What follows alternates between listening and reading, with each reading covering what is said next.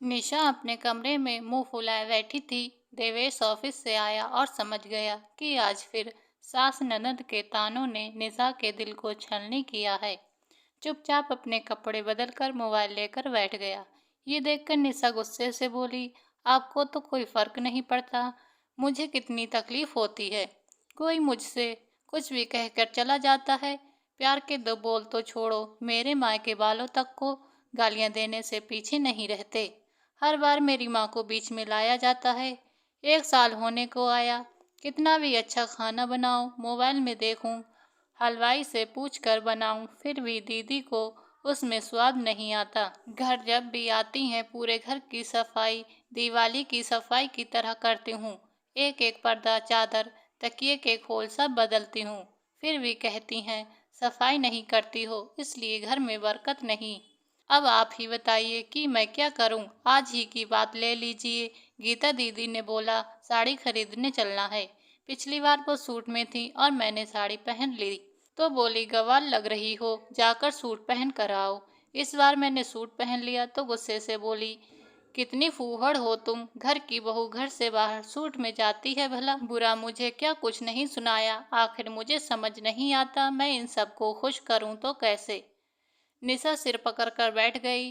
देवेश बोला, अरे मैं भी तंग आ गया हूँ तुम्हारी रोज रोज की शिकायतों से। फिर कुछ सोच कर देवेश बोला, एक काम करो, अभी तक तुम अपना 100% दे रही थी, अब तुम अपना निकम्मापन शुरू कर दो। दीदी के आने पर तुम कुछ काम न करो, खाना भी सादा बनाओ, कोई स्पेशल डिश बनाने की ज़रूरत नहीं। नॉर्मल जो घर में काम रहते हैं वही काम निपटा कर अपने कमरे में जाकर बैठ जाओ। किसी को कुछ पूछने की ज़रूरत नहीं, किसी के लिए कुछ स्पेशल बनाने की ज़रूरत नहीं। अरे आप कैसी बातें करते हो, घर की बेटियां आई हो और घर की बहू ऐसे उल्टे उल्टे काम करेगी तो आप ही मेरा हाथ पकड़कर घर से बाहर निकाल दोगे। कैसी बेकार की सलाह दे रहे हो मुझे। सासू माँ वो तो मेरा जीना हराम कर देंगी। आप तो कुछ ऐसा कीजिए जिससे मुझे इन सब बातों से छुटकारा मिल सके। अरे तुमने मेरी पूरी बात तो सुनी ही नहीं और आधी रोटी पर दाल खाकर चिल्लाना शुरू कर दिया। निशा हैरान होकर देवेश की ओर देखने लगी। तब वो आगे कहता है, देखो जब से शादी हुई है तब से तुम ही नहीं मैं भी बहुत परेशान हूँ। माँ और दीदी ने तुम्हें खुद मेरे लिए ठोक बजाकर पसंद किया था और अब उन्हें तुम्हारी कोई बात अच्छी नहीं लगती। तुम उनकी आगे बढ़कर हर फरमाइश पूरी करती हो, मगर हर बार कोई ना कोई कमी बताकर वो तुम्हें शर्मिंदा करती हैं। ये सब तो किसी ड्रामे में होता होगा जो माँ और दीदी तुम्हारे साथ करती हैं। तो क्यों ना थोड़ा ड्रामा हम भी कर लें। मतलब मेरी प्यारी बीवी, एक बार मैं जैसा कहता हूँ वैसा करके देखो। देवेश ने निशा के कानों में कुछ कहा जिसे सुनकर निशा मंद मंद मुस्काई। फिर पति देवेश ने जैसा कहा उसने वैसा वैसा करना शुरू कर दिया। कुछ दिनों बाद देवेश सोफे पर बैठा टीवी देख रहा था। तभी खाना बखाती गीता दीदी गुस्से से बोली, देखो तो भाई कितनी बेस्वाद कड़ी है, ये नहीं कि उसमें थोड़ी सी पकौड़ी डाल देती। निशा बोली, दीदी घर में ज़्यादा बेसन नहीं था इसलिए बूंदी डालकर बनाई है। सास बोली, बहू खाना बनाने से पहले सामान है कि नहीं चेक कर लेना चाहिए था। हद होती है, तुम्हें तो रसोई भी संभालना नहीं आता। 1 साल होने को आया है तुम्हारी शादी को, आखिर तुम्हें अक्ल कब आएगी। सभी बैठे बैठे सुन रहे थे। शाम के समय बहन बबीता देवेश से फिर शिकायत करती है, देख रहे हो भाई, जहाँ देखो चारों तरफ धूल जमी हुई है। निशा से तो कुछ साफ सफाई होती ही नहीं, क्या पता हमारे घर का क्या होगा। और देखो तो रात होने को आई है और छत से कपड़े भी नहीं उतारे, कब उठाए जाएंगे, कब प्रेस होगी, कुछ अता पता नहीं है।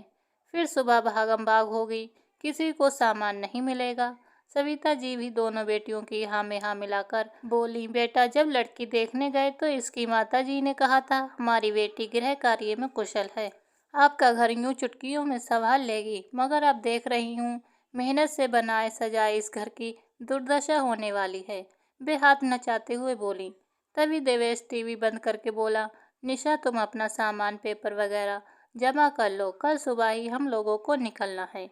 इतना सुनते ही दोनों बहनें गीता, बबीता और उनकी माँ सविता जी के कान खड़े हो गए और वो बोली, जाना है, कहाँ जाना है। अरे मैं भी रोज रोज की चिक चिक से परेशान हो गया हूँ।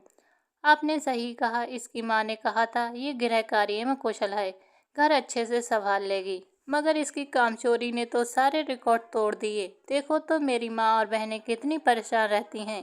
देवेश की ये बात सुनकर दोनों बहनें फूली न समाईं। माँ के तो जैसे कलेजे में ठंडक पड़ गई कि मेरा बेटा जोरू का गुलाम नहीं, मेरे एक बार कहने पर ही बहू की क्लास ले लेता है। अब लगता है इसे मायके छोड़ कर ही आएगा। जुग जुग जियो मेरे लाल, सविता जी ने मन में बोला। देवेश ने कहा, बस मुझे इसके पापा की बात याद आई। उन्होंने कहा था मेरी बेटी ने बीएड और एमएड किया है, नौकरी करने की इच्छा है, आशा है आप मुझे निराश नहीं करेंगे। तो मैंने अपने दोस्त से कहकर उसके स्कूल में इसके लिए अप्लाई किया है। कल जाकर इंटरव्यू देगी और अगले दिन से नौकरी पड़ जाएगी। अब से रोज रोज की चिक चिक से छुटकारा। माँ, आप आराम से अपनी रसोई संभालिए या कोई खाना बनाने वाली रख लीजिए। उसे अच्छे से बताइए क्या क्या बनाना है और कैसे बनाना है।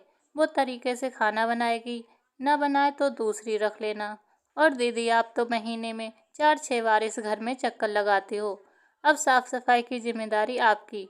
जब आओ तो झाड़ू, धूल, छत और बालकनी की सफाई सब आपके हवाले। जब जितना मन करे सफाई करते रहना, मुझे कोई तकलीफ नहीं। देवेश की बात सुनकर दोनों बहनें सकते में आ गईं और उनका मुंह खुला का खुला रह गया। सभी एक के बाद एक बोली, ये तू क्या कह रहा है? बहू कल से नौकरी पर जाएगी तो घर कौन संभालेगा? और हम कौन सा रोज रोज आते हैं जो हम यहाँ काम संभालें? हम अपने ससुराल में सफाई करें या मायके में? और भाई, माँ इस उम्र में खाना क्यों बनाएगी? तू पागल तो नहीं हो गया? बौखलाए हुए एक एक करके सभी बोले। देवेश ने कहा, अरे आपको जब निशा घर में पसंद ही नहीं, इसका कोई काम पसंद नहीं, तो इसे बाहर जाकर काम करने दो और मुझे रोज रोज की शिकायतों से मुक्त करो। इसके बाद मैं अब एक शब्द नहीं सुनूंगा। ये कहकर देवेश अपने कमरे में चला गया। तीनों बैठकर एक दूसरे का मुंह देख रही थीं। तभी सविता जी बोली, न जाने कैसा जमाना आ गया है, बेटा बहू को कुछ बात समझा ही नहीं सकते, सबको गलत ही लगता है। तब निशा के ससुर सुरेश जी बोले, अरे मैं तो कहता हूँ बहुत अच्छा जमाना आ गया है। तुम ही पुराने जमाने की सासों की तरह व्यवहार करती रही थी। सब किया कराया तुम्हारा ही तो है। नई बहू को घर में आते ही नौकरानी, काम वाली समझ लिया। अरे उसे थोड़ा प्यार देते, एहसास कराते उसका घर है, धीरे धीरे सब सीख जाती। सविता जी, 30 साल गृहस्थी संभाली है आपने, उसे 3 साल तो देती, मगर रोज ताने टोका टाकी। अब वक्त बदल गया है, तुम भी बदल जाओ। और हंसते हुए घर से बाहर निकल गए। अब आगे से दोनों ननद गीता और बबीता ने मायके के मामलों में दखल अंदाजी करना छोड़ दिया। सविता जी भी समझ गईं, अगर ज़्यादा बोला तो बेटा बहू को लेकर अलग गृहस्थी बसा लेगा। निशा अब नौकरी के साथ घर भी अच्छे से व्यवस्थित कर रही थी। अगर कोई कमी भी रह जाती थी तो उसे नज़रअंदाज कर दिया जाता था।